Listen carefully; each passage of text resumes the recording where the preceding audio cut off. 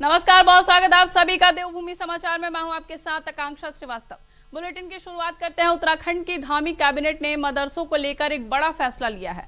राज्य सरकार ने 456 अरेबिया मदरसों को मिलने वाले सरकारी अनुदान को बंद करने का निर्णय लिया है।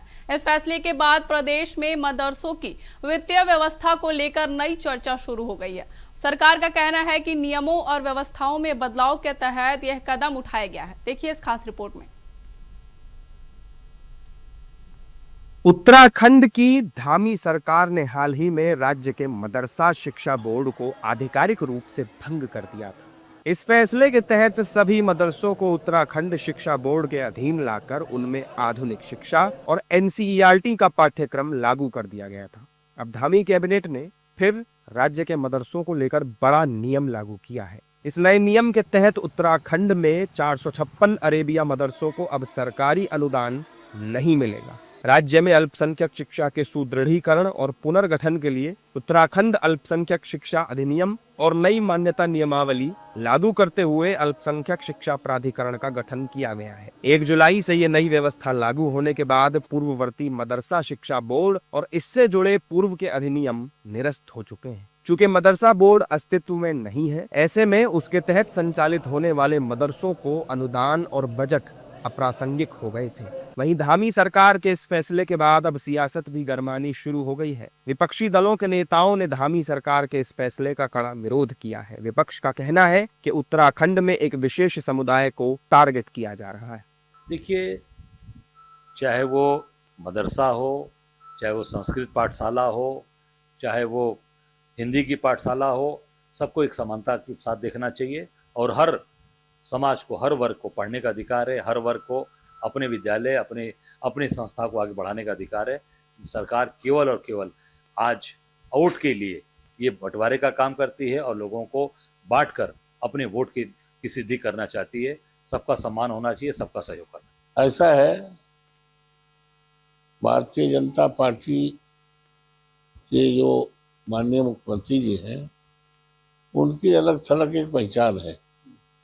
हिंदू मुसलमान करेंगे बात, कहीं नमाज की बात करेंगे, कहीं मदरसे की बात करेंगे। इसके अलावा है इनके पास, इनके अलावा क्या है? क्या बेरोजगारों को सरकारी नौकरी देने का इनके पास कोई काम है? किसान परेशान है, खाद कोई है? दलितों पर उत्पीड़न हो रहा है, कोई है इनके पास? We are seeing multiple cases, situations where minorities are strangled in many ways. Whether it is FCRA, whether it is Waqf, whether it is now the Uttarakhand government's decision. See, all these are, again, they don't leave even one option to strangle the minorities. That what does the government stand for? Government stands for everyone. Government stands for the interest of everyone. So why strangle one religion or what has been going on? Why stop it? Why do that? मैं इसका कड़ा विरोध करता हूं और हमारी party भी इसका कड़ा विरोध करती है।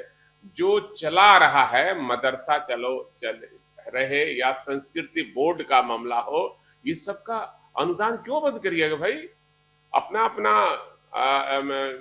धर्म मानने का अधिकार है सबको। अपने धर्म का प्रचार करना हर आदमी को अधिकार है। मैं इस फैसले का समर्थन करता हूँ। इसलिए कि मैं चाहता हूँ कि मुसलमानों की जो धार्मिक क्रियाकलाप या उनकी जो धार्मिक शिक्षा है, वो सरकार के भरोसे ना हो। सरकार की कोई मदद नहीं चाहिए।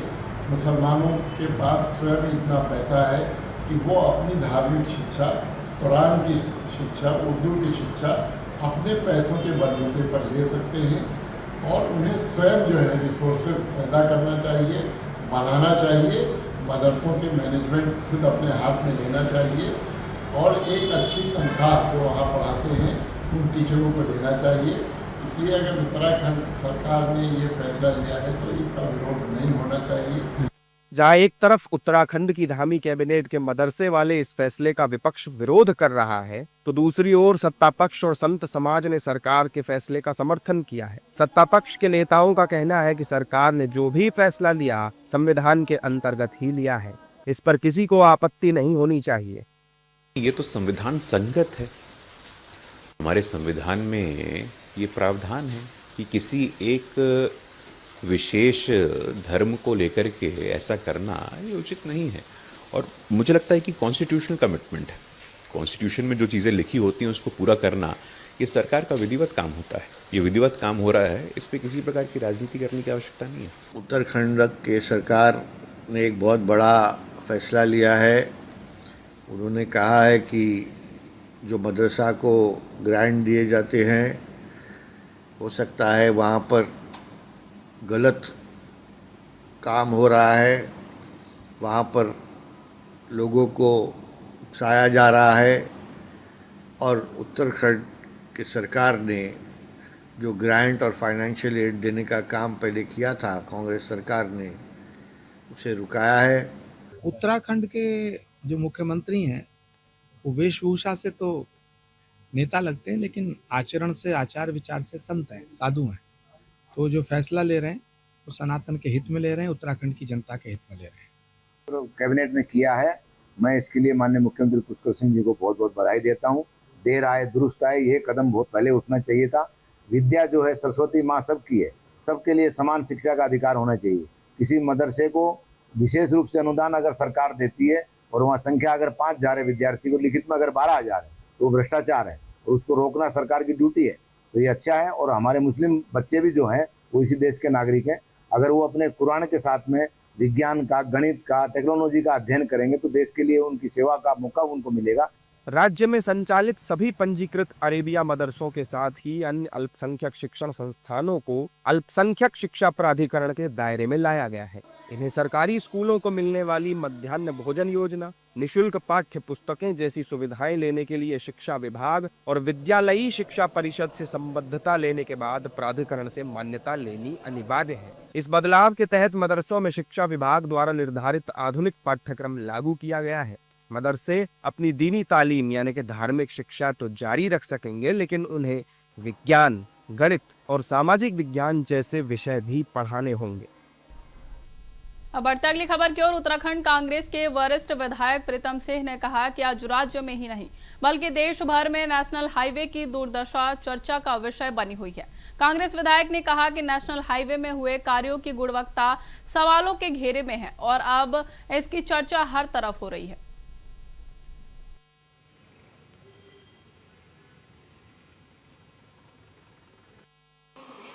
भैया, ये NH जो राष्ट्रीय राजमार्ग है ना, उसकी स्थिति क्या है मैं समझता हूँ, मुझसे बेहतर आप लोग जानते हैं। देहरादून से दिल्ली जो हाईवे बना है उसकी क्या दुर्दशा हो गई पहली बरसात में।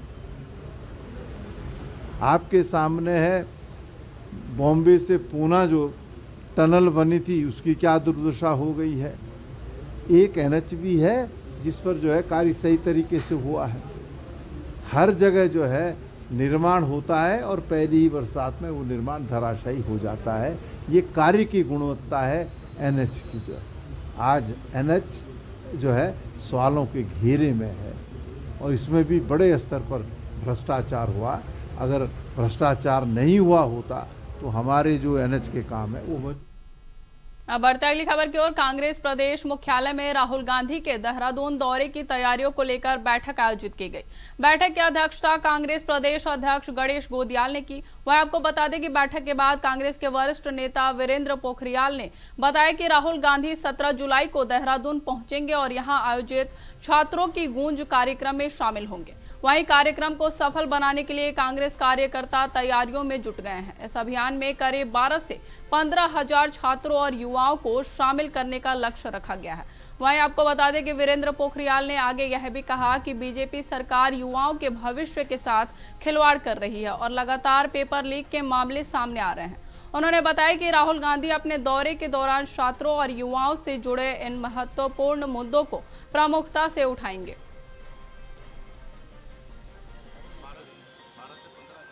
बिल्कुल जो है 17 तारीख को जो है देहरादून में राहुल गांधी जी आ रहे हैं और उसके लिए सभी कांग्रेसी जो है बढ़ चढ़कर इस पर हिस्सा ले रहे हैं। और मेरा जो अनुमान है कम से कम 12 से 15 हज़ार जो छात्र हैं उनको जो है राहुल गांधी उनसे जुड़ेंगे। और जिस तरह भाजपा सरकार में छात्रों के भविष्य के साथ खिलवाड़ किया जा रहा है।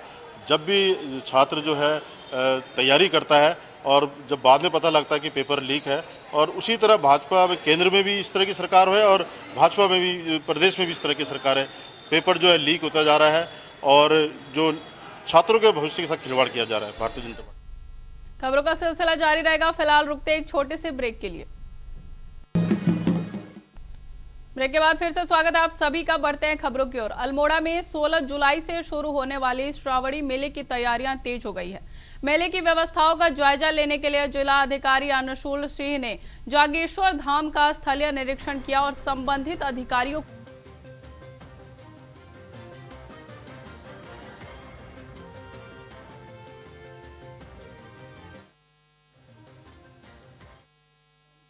भी की।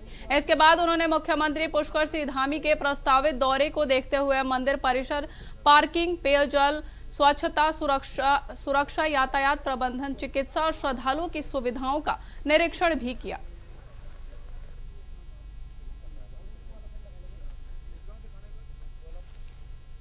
सोलह तारीख को माननीय मुख्यमंत्री जी द्वारा हरेला जो पर्व है वो स्टेट लेवल का जो प्रोग्राम होता है वो अल्मोड़ा में यहाँ गरुड़ाबाद में किया जाएगा।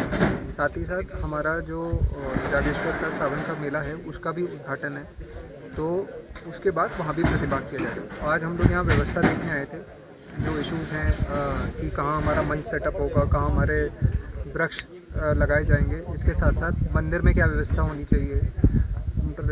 जितने भी प्रतिनिधि मंडल हैं, चाहे वो व्यापार के हों, चाहे वो पुजारी हों, चाहे वो जो फड़ लगाने वाले हों, उनकी समस्याएं सुनी और हमने कोशिश करी है कि उन सभी का हल निकाल सकें। 16 तारीख को माननीय। अब बढ़ते अगली खबर की ओर। 23 जुलाई से शुरू हो रही कांवड़ यात्रा को लेकर उत्तराखंड में तैयारियां अंतिम चरण में है। हरिद्वार, ऋषिकेश, गौमुख और गंगोत्री से लाखों शिव भक्त गंगा जल लेकर देश भर के शिवालयों के लिए रवाना होंगे। इस बार सावन 30 जुलाई से 28 अगस्त तक रहेगा, जबकि 11 अगस्त को महाशिवरात्रि के अवसर पर सबसे अधिक श्रद्धालुओं के पहुंचने की संभावना है। वहीं आपको बता दें कि मुख्यमंत्री पुष्कर सिंह धामी ने अधिकारियों को कांवड़ यात्रा को सुरक्षित, व्यवस्थित और शांतिपूर्ण ढंग से संपन्न कराने के निर्देश दिए हैं। हरिद्वार को अलग अलग जोन में बांटकर अतिरिक्त पुलिस बल की तैनाती भी की गई है। वहीं देहरादून, टिहरी, पौड़ी और उत्तरकाशी में कांवड़ मार्गों पर मेडिकल कैंप, पेयजल और विश्राम स्थलों की व्यवस्था भी की जा रही है। वह आपको बता दें कि कांवड़ यात्रा को लेकर गढ़वाल आयुक्त आनंद स्वरूप ने संबंधित कांवड़ के दौरान भीड़ भाड़ की जगहों का निरीक्षण करके बताया कि 17 जुलाई को चीफ सेक्रेटरी उत्तराखंड की अध्यक्षता में इंटर स्टेट बैठक का आयोजन किया जाएगा। कांवड़ यात्रा की जो तैयारी जनपद स्तर पे की जाती है, उसमें 4 जनपद संलग्न होते हैं, कांवड़ यात्रा में प्रभावित होते हैं। यद्यपि कांवड़ यात्री जो है वो गंगोत्री तक भी जाते हैं, लेकिन यह है कि बहुत कम संख्या होती है। भारी संख्या जो है हरिद्वार में और पौड़ी जनपद के नीलकंठ क्षेत्र में जाते हैं लोग। तो वहाँ मैंने भ्रमण कर लिया है सभी जगह पर जहाँ कांवड़ियों का मूवमेंट होता है, और इस संबंध में जनपद स्तर पर पूरी तैयारी की जा रही है।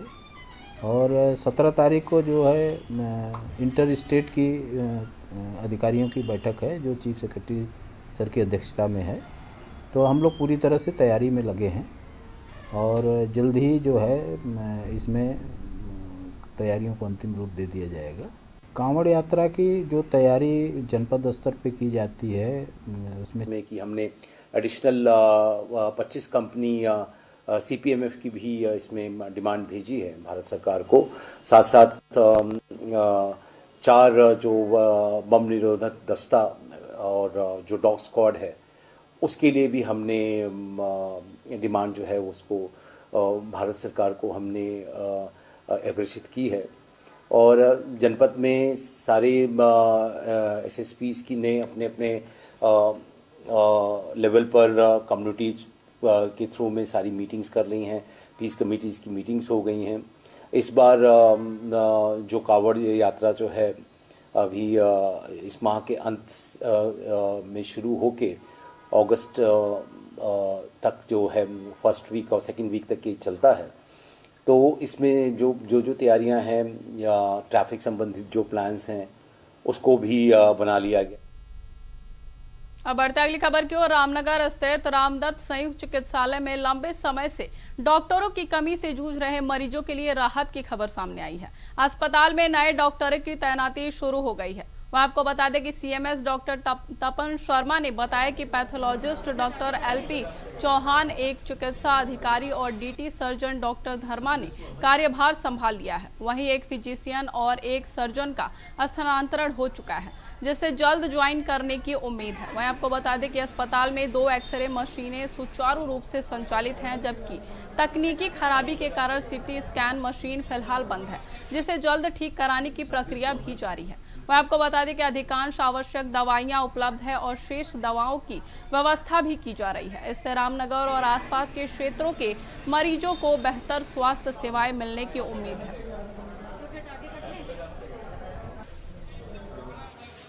हाँ, रिसेंटली डॉक्टर आईफी चौहान जो पैथोलॉजिस्ट हैं वो पिथौरागढ़ से उन्होंने ज्वाइन करा है और कार्य कर रही हैं। एक एलएमओ है, उन्होंने ज्वाइन करा है और अभी भी वर्तमान में वो ओपीडी संचालित उनके द्वारा की जा रही है। और डॉक्टर धर्मा है, ईएनटी सर्जन है, उन्होंने ज्वाइन करा था। ज्वाइनिंग लीव लेके गई थी, लेकिन उनकी एक एप्लीकेशन आई है लंबी अवधि की छुट्टी के लिए, जिसके लिए उच्च अधिकारियों को अवगत कराया जाएगा। अभी वर्तमान में एक फिजिशियन और एक सर्जन जो कि बागेश्वर से स्थानांतरित होकर आए हैं, उनके द्वारा ज्वाइन नहीं करा गया है। एक चिकित्सा अधिकारी अल्मोड़ा से स्थानांतरित होकर आए हैं, उनके द्वारा ज्वाइन नहीं करा गया है। और एक डॉक्टर बागेश्वर से चिकित्सा अधिकारी के रूप में आए हैं, उनके। अब बढ़ते अगली खबर की ओर। केंद्र सरकार की अल्पसंख्यक छात्रों के लिए छात्रवृत्ति योजना में बड़े पैमाने पर फर्जीवाड़ा सामने आया है। योजना का उद्देश्य मुस्लिम, सिख, ईसाई, बौद्ध, जैन और पारसी समुदाय के जरूरतमंद छात्रों को आर्थिक सहायता देना था, लेकिन कई राज्यों में फर्जी संस्थान, फर्जी छात्र और फर्जी दस्तावेजों के जरिए करोड़ों रुपए की छात्रवृत्ति हड़प ली गई है। जांच में उत्तराखंड, मध्य प्रदेश, राजस्थान और उत्तर प्रदेश समेत कई राज्यों में अनियमितताएं मिली हैं। वहीं नेशनल स्कॉलरशिप पोर्टल पर रेड फ्लैग किए गए संस्थानों की जांच के बाद सीबीआई, एसआईटी और राज्य भर की एजेंसियां कार्रवाई कर रही हैं। वह आपको बता दें कि घोटाले के चलते सरकार ने प्रमुख छात्रवृत्ति योजनाएं रोक दी हैं, जिससे वास्तविक जरूरतमंद अल्पसंख्यक छात्र भी प्रभावित हुए हैं।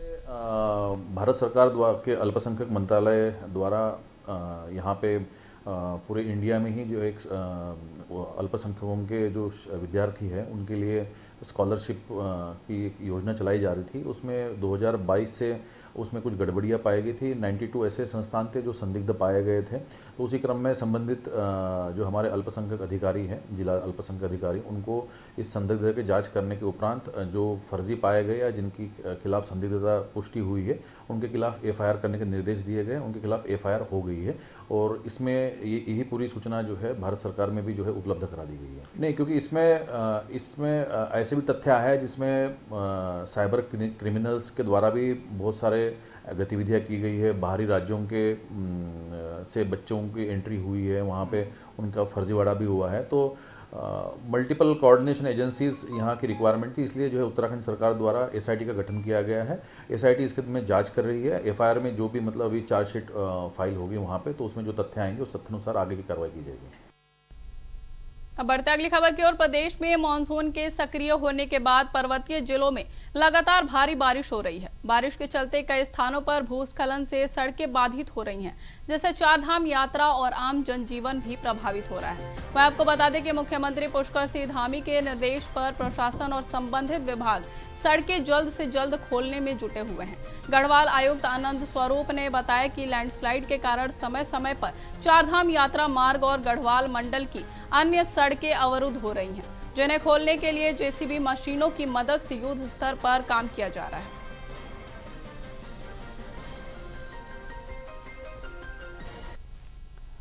देखिए, आप लोगों को जानकारी है ही है कि चारधाम यात्रा भी चल रही है और उसके मार्ग में कई जगह पर लैंडस्लाइड हुआ और मार्ग अवरुद्ध हुआ, लेकिन जिला प्रशासन ने तत्परता से उसको खोलने का काम भी किया है।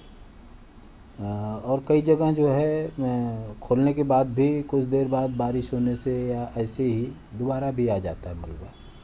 तो उसको फिर खोलने की कार्रवाई की जाती है। वहाँ मशीन डिप्लॉयड है, हर बड़ी लैंडस्लाइड के लिए 2-2 मशीनें डिप्लॉयड हैं दोनों तरफ से, जिससे वो आसानी से जल्दी से खोला जा सके कि लोगों को आवागमन।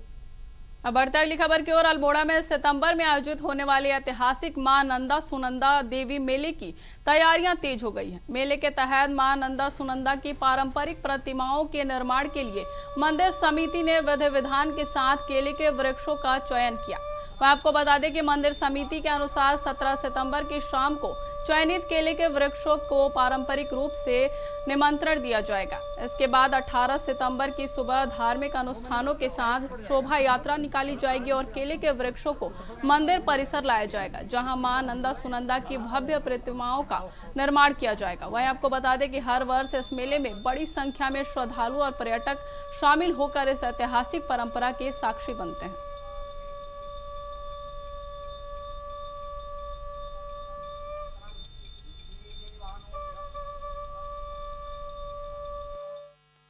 बढ़ते अगली खबर की ओर। हल्द्वानी में किडनी स्टोन के ऑपरेशन के बाद मरीज की मौत के मामले में न्यायालय के आदेश पर एक निजी अस्पताल और संबंधित चिकित्सकों के खिलाफ मुकदमा दर्ज किया गया है। वह आपको बता दें कि परिजनों का आरोप है कि सितंबर 2025 में ऑपरेशन के दौरान लापरवाही के कारण ललित मोहन सिंह की मृत्यु हो गई थी। शिकायत के बावजूद कार्रवाई नहीं होने पर मामला अदालत पहुंचा, जिसके बाद पुलिस ने एफआईआर दर्ज कर जांच शुरू की। वहीं एसपी सिटी मनोज कत्याल ने बताया कि न्यायालय के निर्देश पर संबंधित धाराओं में मुकदमा दर्ज कर विवेचना शुरू कर दी गई है।